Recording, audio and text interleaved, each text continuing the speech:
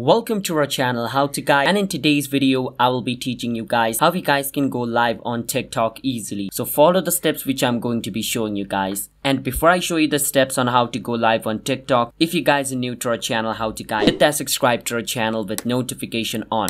And remember, in order to go live on TikTok, you need to have more than 1,000 followers. If you don't have more than 1,000 followers, you cannot do this. So first try to get that. After you get that, you can come watch this video in order to go live on TikTok. Alright? As you guys can see, I have 2,516 followers on my TikTok account. And in order for me to go live, what I can do is at the bottom of your screen, you can see the plus icon. Now most people think you use that just to upload videos, but no. You also use that in order to go live on TikTok. And how you do that is you click on the plus icon. Once you do that, you can see this little live option at the bottom right corner of your screen. You want to click on it. Once you do that, your live template will open up. At the top where it says add title, you can add title for your live. Let's say I'm just going to go for random. Once you write the title you want, at the bottom over here, you can see all these effects, all these settings, and you can share it, live center poll.